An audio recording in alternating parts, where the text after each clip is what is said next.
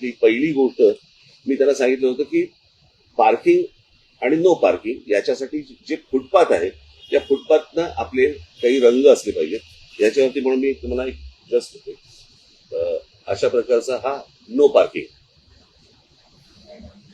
Red आणि black म्हणजे तुम्हाला साधारणपणे अंदाज येईल.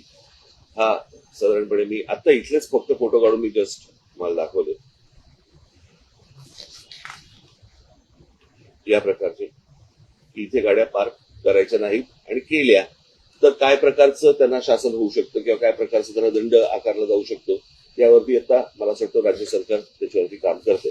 त्याचे एक जनरल त्यांना आखण्यासाठी म्हणून कुठे कुठे पार्किंग असू नये, मुंबईचा मॅप घेता किंवा ठाण्याचा मॅप घेता पुण्याचा घेता हे त्यांना सोपं करावं म्हणून. आणि कशा प्रकारची जाहिरात वर्तमानपत्रामध्ये केली पाहिजे आणि मग त्याच्या खाली साधारणपणे काय आकारातला दंड आकारले जातील आणि काय वगैरे, तर ह्या प्रकारचं साधारणपणे मी त्यांना एक आता प्रेझेंटेशन हे दिलं.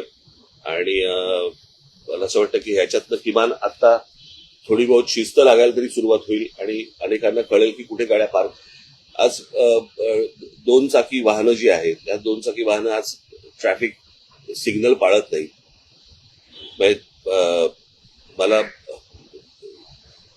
अनेक मुंबईकर असे असतील की ज्यांना 100% माहिती आहे की ही गोष्ट की रात्री साधारणपणे 12 वाजता जरी सिग्नल चालू असेल तरी गाड्या थांबायच्या.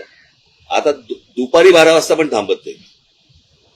आणि ही या प्रकारची बेशिस्ती की कायद्याला न जुमानणं आणि कायदा जरी तुम्ही केलात तरी आम्ही आमच्या पद्धतीने वागणार. मला असं वाटतं याच्यातनं शहरं उभी नाही राहणार.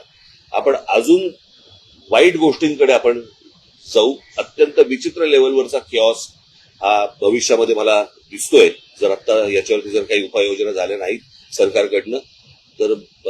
कारण त्या प्रकारची बेशिस्ती ही अजून वेगवेगळ्या गोष्टींमध्ये येत जाणार आणि मग ते एकदा हाताबाहेर गेलं की कोणीच काही करू शकणार नाही.